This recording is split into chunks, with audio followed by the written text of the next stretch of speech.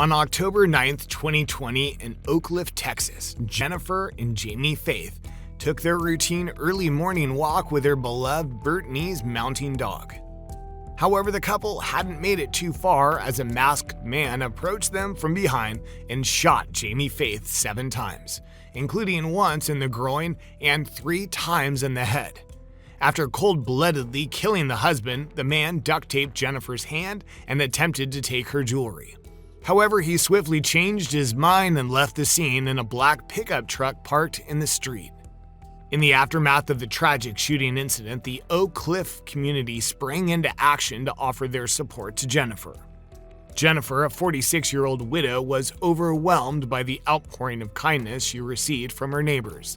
Together with the Oak Cliff Ladies Club, Jennifer established a crowdfunding campaign on GoFundMe. The initiative garnered an incredible $60,000 in donations in a remarkably short period. Furthermore, the Oak Cliff Ladies Club generously provided Jennifer Faith, along with her grown daughter Amber, with food and nourishing meals for several weeks. The unwavering support from the Oak Cliff community was a source of strength and comfort for Jennifer during difficult times. Several months following the tragic loss of her husband, Jennifer made a public appearance on the news to express her gratitude toward all those who had reached out and offered their support during such a difficult time. While holding back tears, she spoke about her late husband, whom she referred to as the backbone of my family. She praised his selflessness and unwavering commitment to his loved ones. She also took the opportunity to appeal to the authorities, urging them to leave no stone unturned in their pursuit of justice and to bring the perpetrator to account for the heinous crime. In a shocking turn of events, Jennifer was taken into custody on February 24, 2021, which was approximately 4 months after the occurrence of the murder. The police arrested her on the charges related to the case. The details regarding the arrest, such as where and how she was taken into custody, were not clear at this point. The only question that baffled the community was what happened between this couple that caused such a tragedy. Jennifer Lynn Faith, a lady who had previously been divorced twice, met Jamie Faith, a Wisconsin native, on a blind date in Phoenix in October 2005. She had a daughter named Amber from one of her marriages. Jennifer and Jamie immediately hit it off due to their shared interests and eventually got married in 2012 in Las Vegas. Jamie was also very fond of Amber and legally adopted her when she turned 18.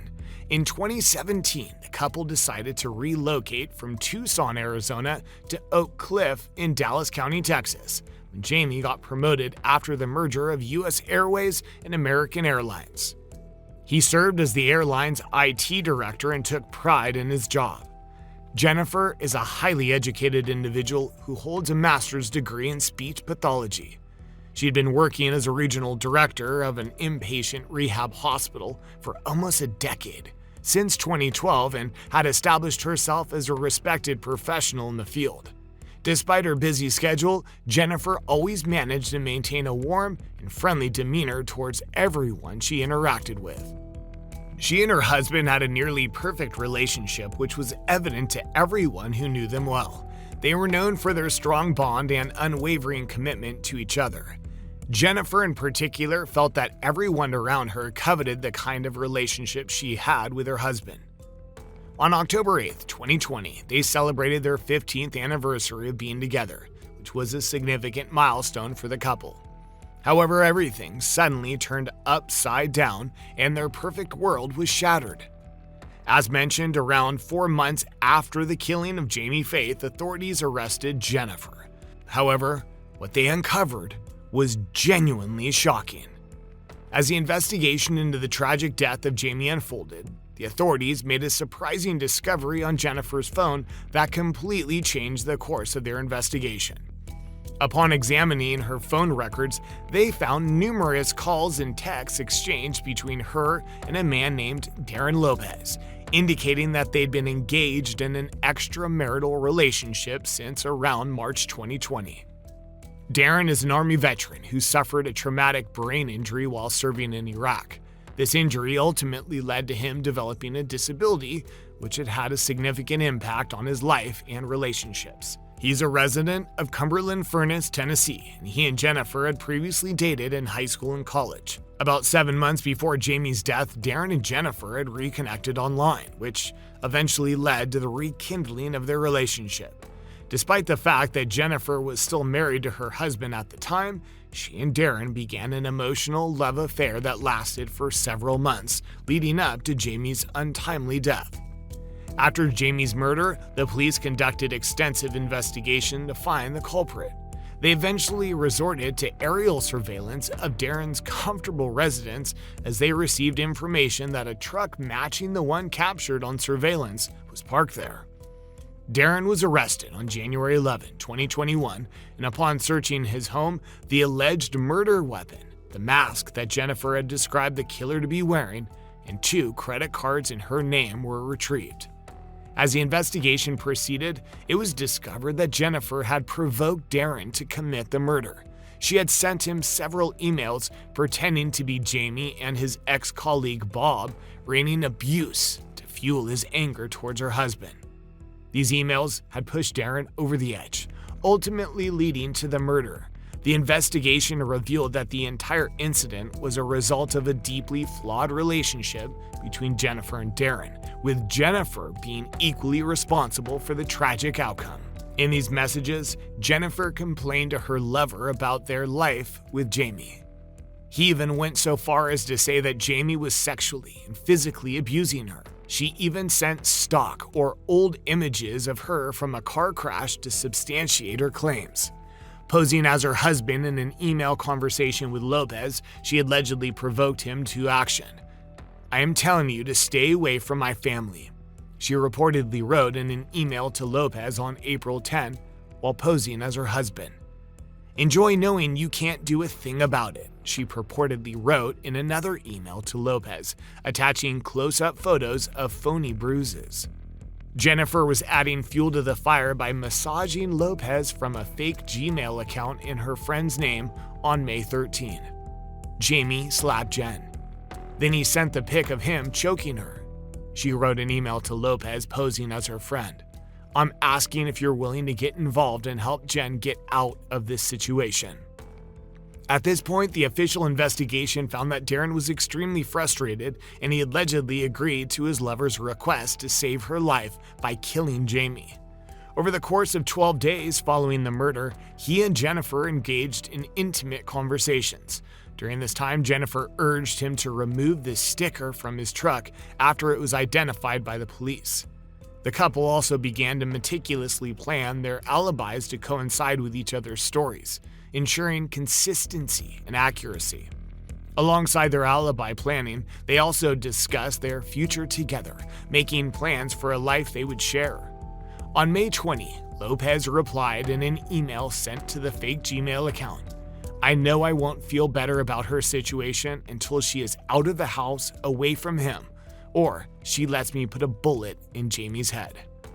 Jennifer, still posing as her friend, wrote back, "I'm also very concerned, and if it were up to me, I would tell you to go for it with your idea.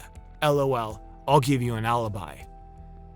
According to the indictment, on October 8, which happened to be the 15th wedding anniversary of the Faith couple, the accused, identified as Lopez, made his way from his residence located in Cumberland Furnace, Tennessee, to the Faith's residence situated in Dallas. Upon reaching there, he waited patiently until the early morning hours on October 9 before taking any action. The investigation into the murder case involved several steps and procedures. One of the significant breakthroughs was when Jennifer agreed to have her phone searched. Although she had deleted all her conversations with Lopez, authorities were able to recover the text message she had sent to her friend mentioning Lopez. This message became crucial evidence in the case. Law enforcement officials asked Jennifer to come in for an interview on January 10. She sent a text message to her boyfriend to let him know she was feeling nervous. "You don't need to be," Lopez reassured her, according to the documents. "Just keep saying what you've been. You will be fine." Jennifer reportedly stated that she would tell the police that Lopez was an old friend who was going through a divorce if they were to inquire about him.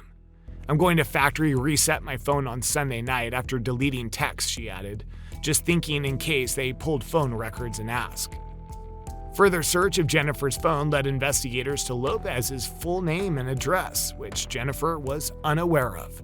Based on this information, authorities did a cursory search of Lopez's property and found a black Nissan Titan pickup truck with a T sticker, similar to the one seen at the crime scene. Investigators then obtained Lopez's bank and phone records, which helped them piece together his actions leading up to the murder. By using cell phone and financial data, authorities were able to map Lopez's trip to Texas and place him at the scene of the crime. During Jennifer's police interview, Lopez was arrested in Tennessee, where authorities found the .45 caliber handgun used in Jamie Faith's murder still containing the victim's blood. These findings were critical pieces of evidence in the investigation leading to Lopez's eventual arrest and conviction. However, Jennifer's actions raised serious concerns months before her official conviction. It's been reported that she withdrew a total of $58,000 from the GoFundMe page that was created for her, all in just 2 months. Furthermore, she allegedly gifted Darren several expensive items, such as a TV and airplane tickets. In addition to allowing him access to her 2 credit cards, Jennifer wrote in an email to Lopez, "Here's both of my major CCs. Amex has no limit, and I think the Visa has like $35,000. Please don't hesitate to use them for whatever you need, especially when it's stuff for the girls." To add to this, she's also filed an insurance claim seeking around $629,000 in death benefits from the employer of Jamie, her deceased husband, for future use. Even after Darren's arrest, Jennifer continued to speak with him through a third person who was also incarcerated in the same prison. These actions have left many questioning Jennifer's motives and have cast doubt on her innocence. After Jennifer's actions were discovered, her neighbors were shocked and couldn't believe they had been deceived by her.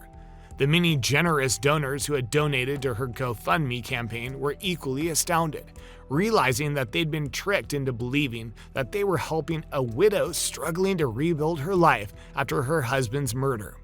In addition to this, they had also believed that the money would go towards funeral costs, but detectives found that Jennifer had never paid the funeral home that laid her husband to rest.